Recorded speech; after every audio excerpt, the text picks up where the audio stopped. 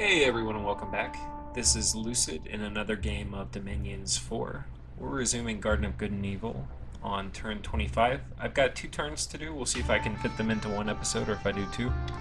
So we'll go ahead and load up the first turn. Okay, we have a message back from Nazca. Nazca said after this month's little surprise, we're going to need to direct our forces elsewhere for a little while. Play nice with the monkeys and the star spawn and don't be jealous. We will return to visit you soon again. So that means we probably have something good in store. We finished research in thaumaturgy. And we have a bunch of attacks from Nazca. As opposed to going through each of these one at a time, we'll go through kind of the world map and look at them. I had a bunch of units cursed, and there was an assassination attempt on a priest who died. Right. We also had another bad event. Worldwide event, Agurd. Enchantments are cheaper. I wish I had a good enchantment to cast, but I don't, because I have no research. Okay. So let's take a look at all these. So we can see, and I think I was talking about this next turn, it looked like Nazca was about to do a raid, especially since I didn't really have any provinces over here. So he took this one, this one, this one, this one, and this one. So he took 5 provinces in one turn, and it doesn't look like I won any of those because I didn't have anything in any of those provinces. Did he take this one? No. So this was me taking it back from the independence. Okay.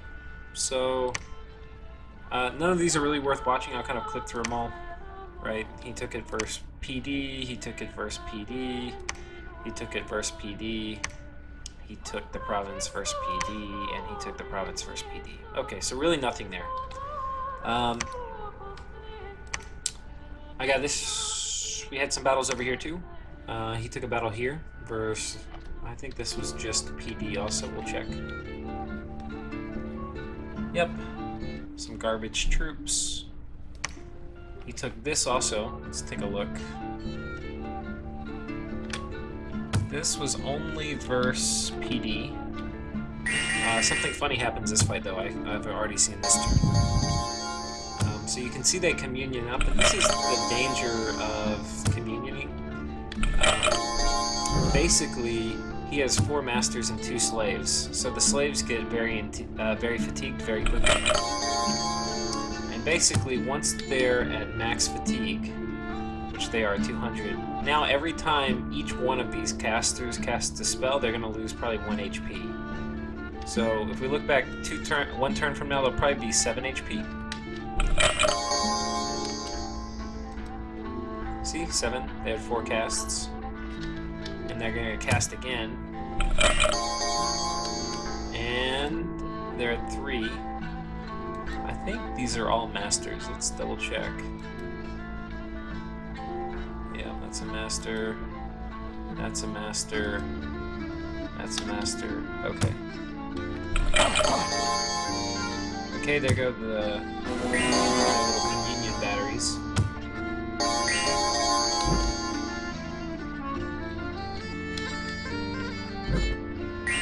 And links up here, which is interesting. I've actually never seen the AI use blink before. Very interesting, huh? That's really cool. I've never seen the AI use blink, and I didn't notice that in the first time I watched this battle. So if we look at it, I believe that was this. They lost 2 of their star children, right? And that was versus 1 PD, so that was really, really lucky of me. Yeah, so this troop is significantly weakened. And I think you're actually going to see the same thing next turn. I think he's going to attack here next turn, but we'll get into that. So sorry for the spoiler, but I think he actually loses more of his troops, so that's really funny. So that's it for events. Not too much happens. You can see I'm getting kind of pinned in near my fort structure. This is why I set this up, because when everyone gangs up against you, it's highly likely that you're going to get pinned in here. If we go through kind of long-term strategy here, I've got a fort coming up here. I've got another fort coming up here. I really want to get these provinces forted off. Hey, sorry I had to click off there. Yeah, so I loaded up the actual moves I made this turn. This army right here is going to run into these guys. They have very little, if any, mage support, if we take a look. They've got just this dude. So they should get wrecked if they decide to stay. One thing you'll notice is my income's really, really low this turn. It's only 127, even though I have all these provinces, and that's because most all the provinces have 0 income. So this is the income. You can see, look how many are zeroed out. This is what happens when you play MA-Ermor. So it's really bad for my income if I get pinned in here. This is my highest income province at 109, and you can see it's cut off. Province cannot trace a path to a friendly fort if you look at the bottom of the screen. No tax will be collected.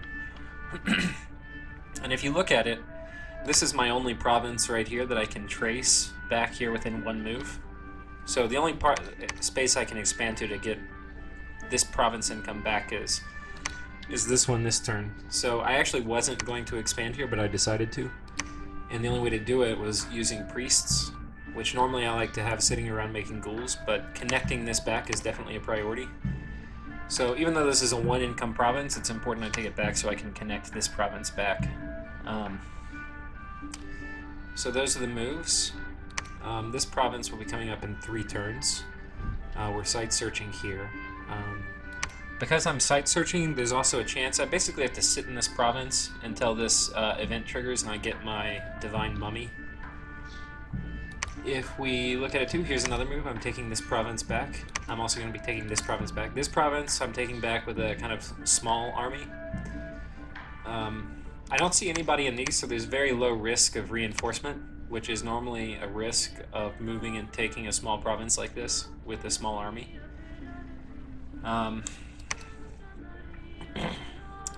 These provinces, I figure he's probably going to take one of these. I could defensive move in here, but it's really not clear which province he'll take. It's only a 1 and 2, and yeah. I also have a chance. Yeah. Sorry, I got interrupted again. I might not be able to finish this, so.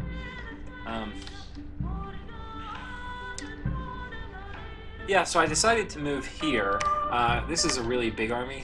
This is probably my biggest army I have. The reason to move here is I could move here or here and hope I get a lucky roll. I'm hoping, but I have to kind of get lucky, and I'm not really sure which one he would go into. I'm hoping that if I move here, then the following turn he'll take one of these two and decide to aggressively move in here. And he probably will not expect that I sit on top of this fort. I mean, he probably will expect that I sit on top of the fort, when instead I can defensive move back and hopefully take it from him. So, I don't know, this is a bit of a call. Yeah. It'll also make him probably waste 2 turns, 1 turn in recruitment, and then another turn he's probably going to send all his mages out to fight me, as he's done every other time I've been sitting on his fort. So, I think that's what we're going to do. These are the main moves. I'm also going to take this province back. You can see I'm doing the same thing using a priest. That's the nice thing about having priest armies, is they can function as raiders. You can actually, and I don't think I'm doing this in any of them, if you have Knights of the Sepulchre, you can assign them to priests, and the priests actually can be pretty good PD raiders. The only risk with that is they can easily get sniped, and then you're going to lose your knights, which you don't want to do. So it's a trade-off. Here you can see we're really starting to get archbishops, right? We got a lot of them right here. It's a total of 6, and guess what? We're making another one this turn. However, this guy right here is moving out, so this is a pretty sizable army, and this is my H4. So he's able to drop Power of the Sepulchre, right, which is the big entire battlefield attack raising, movement speed boosting spell. This is a really big spell. I decided it's time to get him onto the field. My armies are big enough that the incremental value of getting 1 to 2 more liches, I'm going to be saving more lich lives by having him in deployment than I will having him sit in the field. So it's time to get him out there. Before, because I didn't have many people resurrecting liches, it might have been better to keep them in the lab. It's even kind of debatable. And I'm doing my normal thing where I'm shuffling troops around. So if we look at it, I'm just pulling a sensor back here to pick up troops. I've got a lot of troops loaded up on this dude. What are we doing here? Oh, the other thing you'll see here is I'm forging an amulet of breathing. And that's so that I can take one of my troops, stick him in the water, and I can start messing with this Ryla. I need to... I think not. He's got a ton of forts, so if I can get a really big death stack and get it in the water, I think that's going to be good. My guys are weaker in the water, but they're not that much weaker. The main thing I have to worry about actually is banishment, and his troops kind of suck in the water still. So as long as maybe, I don't know what it'll take. Maybe I take 2 amulets and then put 2 archliches, archlictors, or archbishops. In the stack and send them underwater together. That way I get twice as much MR. But I want to send a Doom stack underwater and start taking forts. That's kind of my goal. 1 Doom stack. So what I'll probably do is I'll build it and then pull them out of... I don't know, send it up on one of my troops to meet an army up here. I'll probably merge armies or something and send one in the water. We'll see how that goes. Okay, so that's about it for this turn. I'll show you my messages I'm sending out. I told Nazca, this is a message to Nazca, words of the living are wind, lies and falsehoods. There is truth and death. The squids have confessed that they will join my cult. Prophets and lictors shall be sent to redeem them. So that's the evil overlord's way of saying, yeah, I don't believe that you're going to leave me alone for any time, but in case you are, I'll focus my energies on Ryla. I sent a message to Asphodel. My child, the armies of Bandar Log have all been crushed. The mages have been slaughtered. Join us. And then I sent a which is actually kind of false. It's true, I've killed a ton of his troops, and I've killed a lot of mages, but they're definitely not crushed. In fact, they won the last battle. And then I say, death must come to Ryla. Come, take the oceans, my child.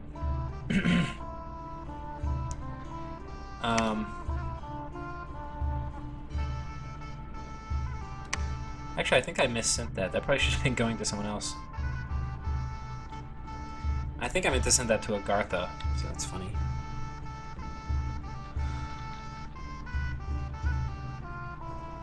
Anyway, I wonder if he actually knew that I missent that message. That's really funny. Okay, so that's the end of this turn. Next turn we'll jump into, I'll show you right here. So this is turn 26. Found 2 sites, that's really good. Deep Crevasse and Smolderstone. So if we go look at these, I think it's an E1N1. E1, oh, I'm sorry, F1. So that's good, especially since I'm building a fort here. It's always better to have gyms and provinces that are going to be well defended. And you can see I've already got about 130 zombies guarding it.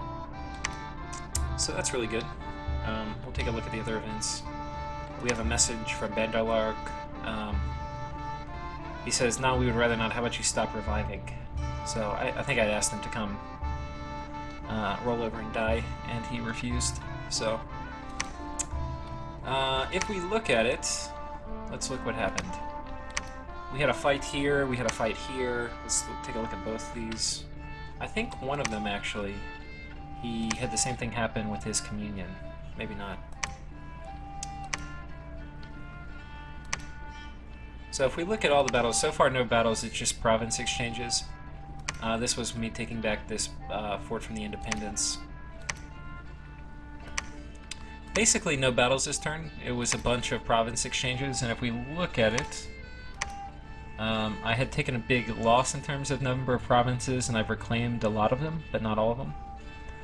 So it was a good turn in terms of province exchanges, but I haven't gotten any armies off the board. Enchantment rituals are cheaper. That's good. And you can see I moved this army on top of this fort, and I have done some damage to it, but not a ton. So this is what the map looks like. I've taken back this fort also, so this is a really high income province. So you can see I'm getting income from this province now. So I can trace income all the way back to my capital, which is really, really good.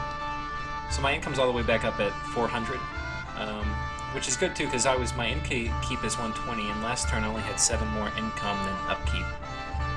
And I think if that happens, I'm going to lose priests or these guys, which is really dangerous. So what I'm going to do now is load up my actual turn with my moves on it. So what we see, and this is my current turn, so I could actually resubmit if I find anything talking with you guys. I'm going to send this army in here. The reason is they have a bunch of these troops. These are kind of horrible. Right now they don't seem to have mage support. What could happen, he pulled all these troops back, so he probably pulled them here. He could pull them back, he could deploy this army here and send all his troops in to kill me in a defensive move. And I would lose a big army with no sacreds, which is not the end of the world, but it could happen. The other thing he could do is pull all his troops here and have a really strong defensive move. This is a pretty strong army, but it is not as big as the other army that I had here. So if he is indeed not pulling back, if his messages were just a ruse, then he will catch me here in a defensive move. In fact, this is actually a pretty low value province. So what I could do, because I don't actually need it, I think it's only 50 gold, and the risk here is that I lose this big fort, this big province. I could just wait and see how sneaky he's being, right? So that's probably what I'll do, actually, which is a change to my move. So we took this province back, but we can see he's gathered a big army here. He's got some greater othernesses, which are really, really good. I don't think this army is not very mage supported. It's also very likely he could move this army and attack here. So what I could do, actually, is move here instead of reanimating lifters, and I will slaughter this army if he moves to attack here, which is highly likely. He can't see this force, and he probably thinks this army is occupied with Nazca. The downside is basically it's sacrificing a lictor. But that's probably a good move, and then move this up to PD1. What you can see here is I've got a lot of troops moving in here. I'll pull this up. I'm creating an army here. I don't really have an army, but I'm moving 1 archbishop, and I'm moving a lot of other troops in. And when I move them all in, it'll be a really sizable army. My hope is that he probably thinks I'm going to sit here on top of this fort. What he's probably going to try to do, and he can't probably see I have this province, is probably take this in hopes that he's going to cut off my retreat when Bandar log kills me. So what I'm going to do is I'm definitely not going to risk that. What I'm going to do is move defensively here and hope that he attacks, because it's very likely he's going to want to attack, given that he thinks I'm situated on this fort, with the potential of making me lose all my forces. So instead what I'm going to do is I'm moving this priest here with some reinforcements, and then I've got all my dudes ready to do some damage. So they're all moving here. I ran out of province almost in this province. I ran out of population almost in this province, so I'm going to be moving the priests here to start ghouling up this one. This is a really, really juicy province with 4,000 population, so I'll be able to create a ton of ghouls here.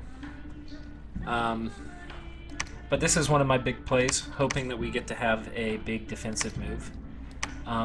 This will be an especially good battle for me because I will have two archbishops, one just spamming protection from the very beginning. So I should have a very good chance of winning a fight, even if they bring both armies. If they don't bring both armies, it's very likely that this... So if he doesn't have scouts, he can see what's in this province, what's in this province, but he cannot see what's in this province. And he can see what's here, but this looks very weak. So what's very likely is he moves this army also here, because he saw I took this with a very weak army, he saw I took this with a weak army. Best case, he moves this army into this province, he moves this army into this province, and he moves this army into this province. And if that happens, I will kill all 3 of Ryla's armies, is my prediction. I'm starting to get gold pride. The next thing I buy will be a temple to go in this this fort.